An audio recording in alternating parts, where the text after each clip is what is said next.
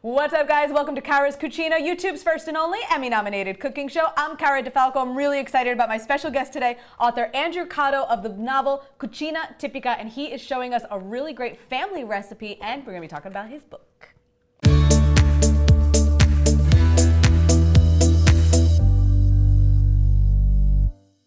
Andrew, thank you so much for coming out to the Cucina today. I so appreciate this.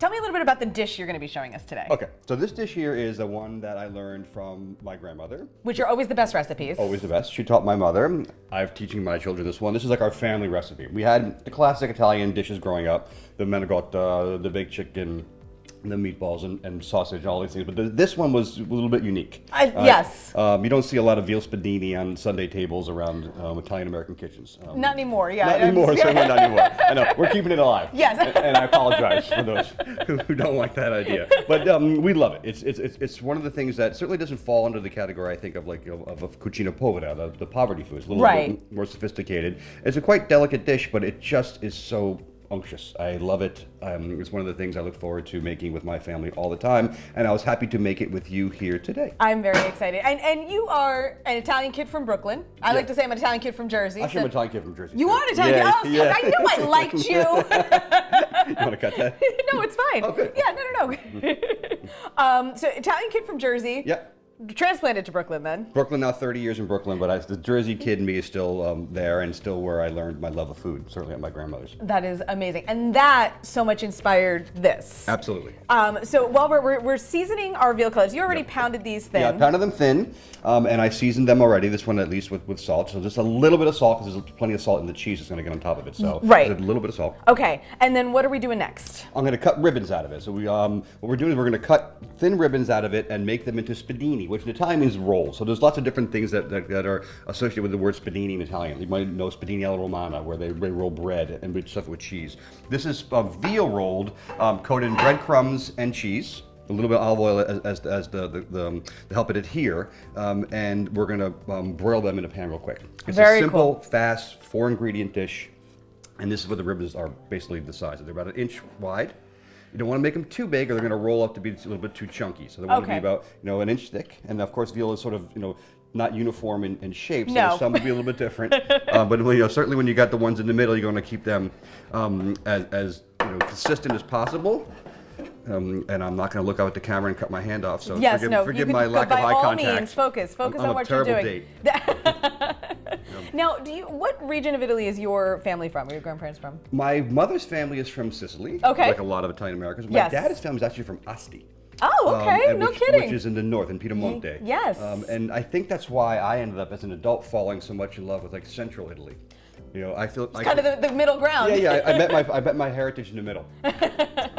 And part of that was how this book was born. I moved to the hills south of Florence in a comune called Bagno Ripoli. A little village named Entella was our home base, and I moved there in my early 30s to write my first novel. This is my third. My first novel is set in Queens and New Jersey, but I went to Italy to write because I fell in love with Italy as an adult. I was an Italian-American kid, but as an adult, I started learning more about the country of Italy, and I sort of fell in love with the cuisine of Rome and Florence and to the north, Emilia-Romagna, and the wines too. Of course. Of course. And I went there on vacation for the first time with my wife when I was in my early 30s, and we were sitting there in Florence drinking Prosecco on the balcony of our hotel, and I said, we're going to move here. And she was like, okay. That look, she gets like twice a week. Like, yeah, exactly. You can't say yes, all right. keep drinking. And I did. But 2 years later, we were living there. That's amazing. And I wrote my first book while living there. And it was I just found the surroundings so serene and so conducive to creativity. Yes. And the pleasure that comes from eating well and drinking well, and just the wellness that comes from being in Italy. From being there in general, yeah. People come back with pictures and they go to the towers and they see all the stuff. And I think the thing that people take from Italy they don't not recognize is that it makes you feel so good. Yeah. To eat really high quality food. Yes. At reasonable prices. With prepared with so much care. I think it affects the way we feel. Yeah. And I certainly came back, transformed as a person. I came back much healthier. Yeah. People are, you're going to come back so much bigger and blah, blah. Like, no, I came back far healthier. Yeah. And far happier. I was a different person. I came back with that book. It was published. I wrote another book. I'm going to try and cut and talk at the same time. Yeah. My agent said to me, you need to do something with food. I'd begun writing both my previous 2 novels have a lot of food in them. One's about an Italian-American kid from Queens who goes to boarding school in New Jersey, which I mentioned, and his family. The food's a big part of his redemption and his return to his family roots. My second book is a noir set in Brooklyn, and the protagonist is a chef. So there's all. So food again, in there's that food element. There's a food element. I can't get away from it. I started writing articles for the New York Times about food. And other magazines. I was contributing recipes to Men's Journal and Relish. And I was just sort of really immersing myself in food as a narrative device, not just as something to write about stories about people in their kitchens, but like food out in the world. Yeah. And what it means to be with other people, cooking for them and eating with them, which I think is very important. I was gonna say it's our common ground. I mean, I it's the know. one that everybody's got to sit down and eat. Once, 2-3 times a day. Everybody eats. And it's that's so much of what I love about doing this is we always say I try to say I'm telling the story of the food because it's not just the recipe and sharing the dish. It has a history behind it. It's your grandmother's recipe. It has this whole story and it influenced this book. So that single plate does so much to tell a story.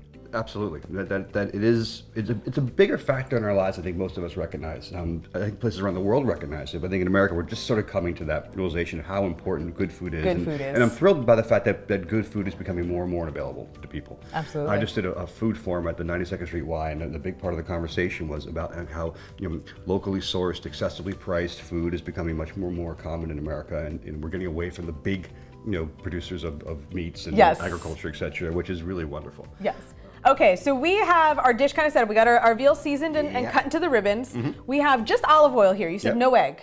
No egg, just olive oil. Just olive oil. Egg would gunk this up. Yeah, and then this was just seasoned breadcrumbs with a little bit of extra Parmesan cheese. Yes, so it's about a 2-to-1 ratio of breadcrumbs to cheese, and it's definitely not panko crumbs. Because the right, panko you gotta get the this, Italian style crumbs. Well, I don't have a beef with panko crumbs. I like Italian ones better too. Yeah. But I'll use them. But for this, definitely not. For because this. it'll be too thick. Okay. Now you want the fine crumbs here. A nice right. fine. Right. And also you don't want to add any your own herbs. Just buy the seasoned crumbs. Okay. And put your cheese in. And if you want more cheese in this, but I think 2-to-1 is better. 2-to-1's a good ratio. Yeah. And then on this pan, this is our baking pan, and we just you just put a slight coating of olive oil in the bottom. As slight as possible so they don't stick to the bottom and burn. There's a way to do this if you balance them over here. The problem is that it starts. Sometimes they start to roll a little depending on bit. how you do the rolling, you're doing it perfectly. They could fall off balance, and that becomes a little bit awkward. So sometimes just go with the bottom. Right, okay. And keep an eye on it. Okay, so you're gonna coat, and I'm rolling and skewering here. Yeah. Oh, and you did give us a great tip about saying the very first one. Make sure its little last edge is in the middle so that you back them up against one another so nothing unrolls. Right, you don't want them flopping open. So you do the first one with the roll with the clean the outside side piece, there, and the tuck inside, and the other ones you tuck in. This is very official terminology. Culinary at its finest. But you get it. But that's what cooking is, right? It's figuring out how it goes, that's right? absolutely it. And that's what I always tell people. And even guys with this recipe, because we were kind of talking about veal a little bit too, that where it's delicious. Don't get me wrong, veal is delicious. But in general, I don't eat a lot of it, but I have a moral issue with veal. So if you are in the same boat, you could do this with a chicken cutlet. Absolutely. You could do it with, there are full beef cutlets. You could do it with a beef cutlet you even. Could absolutely do it I mean, so again, like I always tell you guys, your food is your own, make it your own. So, you can take this idea and incorporate a lot of different things into it. Yes, I have more of a financial issue with veal than a moral one. There's that too, you know? But I do think it's great. And it is flexible. You could do it with chicken, right? There would be an adjustment with times, etc. Yes, of course. It would work with chicken too. I'm doing the old wet hand, dry hand thing here. Yes. One of my favorite tricks is that when you take it from the wet, and you put it in the dry, you avoid having the asbestos hand situation. Yeah, the caked on. By shaking, right? It's great practice for your flipping in the saute pan as well. You flip it till it's over, then you just pat it down gently. We're trying to get as much to it adhere as possible. This is not egg wash and flour beneath it. It's just a little coating of olive oil, so we want to make sure that we get the mixture to stick, and it looks like it's perfectly adhered there. So that's a perfect one. That is a perfect one, yes. You're gonna roll it up? I'm going to roll it up. You're going to make the next one. So tell us a little bit about, about the book itself, Cucina Tipica. What is kind of the overarching story in the book? So this character, the protagonist, is a young American in like his early 30s. He has lost his job due to one of the contemporary pitfalls that happen when someone uses technology poorly. He sent out a text message to a colleague that intended as a joke. It went to the whole company. The reply all. The reply all. One of them was 5 things you don't do. Right? Yeah. And there was also a comment in it that was misinterpreted. So he was not only lost his job, but he lost his reputation. He's suffering from that. he's living in Brooklyn. He is engaged to a travel writer. Okay. And he is known as having a golden palate. He loves food. Food was like the one unifying aspect of his itinerant adolescence. Okay. He moved around a lot, and food sort of was his sanctuary and his comfort. And he has a great palate. His travel writer fiance thinks that he would love Italy, and that by going there for an extended period, he would have a chance to sort of get his act together and come back to New York and redeem himself professionally. And it sounds like a pretty good idea. Okay. They get there, and things don't really work out as planned for them as a couple. But most importantly, he decides once he gets there, he's not coming back to America. He's just so in love. Which I can relate to. I mean, I feel like most people can relate to that. I definitely know last time I left, my parents put me back on the plane kicking and screaming. And I was like, don't make me go. I know. I think the idea of not coming back happens to a lot of people. Yeah. Actually not coming back is a little more fantastic. Yeah. And this, obviously, I had the luxury of doing that Of doing that, yeah. And he has to find a way to stay. And that's therein lies the narrative thrust of the book, is him trying to find a way to stay. He has ancestors there that he doesn't really know much of. There's sort of a nice mysterious aspect to it. Yes. So the subtitle is an Italian adventure. Yes. The adventure part is not the Da Vinci Code, right? It's not like running down Right, alleys it's not and no, but discovering I scrolls, love the descriptor of it. I love, a wine-soaked, food-filled, travel-laden adventure, one man's quest for an antiquated existence in a modern world. I think that's so beautiful. Thank you. I wrote that. It is. It's a great ideal, and to find a way to live a life that's a little more simple. And I imagine that lots of people crave this. Yeah. Especially in contemporary times where things are so hectic. And being able just to enjoy your life on a day-to-day basis with good food and good wine is a luxury. In Italy, it's all right though. For most of us, we think it's a privilege to eat well and drink well, and Italians just do it every day. Right. It's just so much as part of their daily, experience. Well, and I think it really speaks to that famous phrase, il dolce far niente, the sweetness of doing nothing. Yes. And it really kind of, they have a way of embracing that, whereas we see ourselves as, you're lazy if you're not always the hustle and the struggle and the grind, and it's like, you don't have to be that way all the time. No, I totally agree. So, and I like that. So that's kind of where this story then goes, is his finding that. It's him finding, and there is quite a bit of adventure along the way. There's a really, the cover of the book is a cinghiale, which is a wild boar.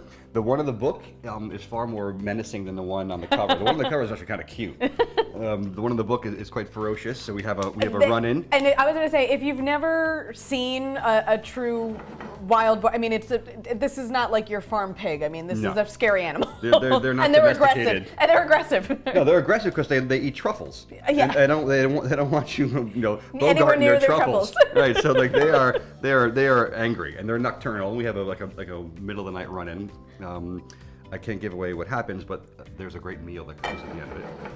Like all the really important things in the novel, almost all the important things happen over the course of these encounters. Of a table, yeah. So like he'll find a lead. I think I might know someone who might know how to find your relative. And like, great. Let's have lunch first. No one's like running down the streets like jumping over cars. They're just like, let's talk about it over a meal. And there's lots of like really good descriptions of the meals. I mean, I don't want to brag, but I'm going to brag. I write food really well. Hey. And I don't write it like with overly modified descriptions. It's just the details of the food and what it feels like to put them in your mouth and taste them, and what you're washing them down with wine. And it's something that I consider one of my strengths as a writer, and there's a lot of it here. So if you like that stuff, great. If you're not, I can't imagine someone who doesn't like food not enjoying the book. But I think those who really love the book, right, consider that part of it. It's like a sensory experience. That is amazing. So where can folks find the book? The book's available everywhere. I mean, if you want to support your local bookstore, I'm sure they don't have it on their shelf because there's only so many books they can stock. Yes, and I'm not James Patterson. So they would ask them to order it, which they can do through the distributor's major one, or you can get it, of course, Amazon, Barnes and Noble. On Amazon. It's available in audiobook too now. Oh, is it you reading? No. Oh. I wish it was me reading. It's available in audiobook, Kindle, Nook, the Barnes & Noble one, of course, Amazon. I'm going to hopefully do a little tour of the Italy establishments. Very they're nice. picking up the book to put on their shelves. in 2020, and I'm hoping to do a little Italy tour. Very cool. That would be very cool. That would be very cool. So guys, I will definitely get you at least the Amazon link in the description below so you can pick up the book from right here and have it shipped right to you. And then we are just about done with our veal. So we're doing 6 rolls per skewer, you said, yes? Yeah, that's a good amount. You don't want to overdo it because it gets too heavy. We're going to put them right in the bottom of the pan. Okay. Don't do it yet, you're right. Just keep them dry for now. Okay. Yeah, good thinking. It's like having a partner. I know, right? It's always nice having an extra set of hands in the kitchen for sure. So we have our veal rolled up, and we were just kind of experimenting. So we're going to kind of just show them, why we're going to. Yeah. You would normally have it the way we have it hanging across. The problem is then when you go to flip them, we kind of get a little. Yeah, and working with skewers can be tricky. So we have like a quasi rotisserie thing going here, Yes. which is not going to serve us well. So what we're going to do is we're going to put them in the bottom of the pan. Okay. And evenly, flat up like this. Let them cook. The concern here is that we don't want the bottom to burn. Hence the oil in the bottom of the pan. Okay. And we actually have our broiler on. You just broil these. These are to be broiled. Okay. They just turn out best the way that intense heat for a short period of time is what really perfects these. So we're going to do about 5 minutes per side. Okay. So we're going to keep an eye on it, and everybody's broils are different too, so you want to keep an eye on it. This is also true. I'm going to put this in this way so it's right under the broiler then Perfect. too. Okay, cool. So we're going to get this in here. Okay, Andrew, our spiedini came out of the broiler there, nice crispy on the outside. You did a little fresh squeeze of lemon on top, right? Absolutely. Just to finish everything off. So we pulled one off. We got to see how we did here. Yes, we do. Going in. I'm going to take a smaller bite. I'm not. Not good. Oh, man. It's all the breadcrumbs wrapped up around. Mm-hmm. Get salt, the cheese, plus a little bit. One of those things. Yeah. I remember that. Andrew, I can't thank you enough for coming out here, sharing your family recipe with us, sharing your book with us, guys. Once again, the book is called Cucina Tipica, an Italian adventure, and you will find it at the link in the description below. You will find Andrew's social media. Yeah, I'm at Andrew Cotto at everything. Okay. I follow everybody back too, and I'm happy to hear from people.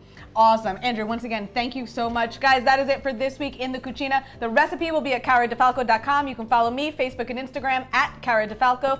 And since we're talking about Italian adventures in food, don't forget, I still have some tickets left for my culinary trip to Italy. So if you want to maybe take a trip like this, caradifalco.com/travel, grab some tickets. I'm coming. And he's coming along. We'll see you guys there. Thanks so much. We'll see you next week. Buon appetito.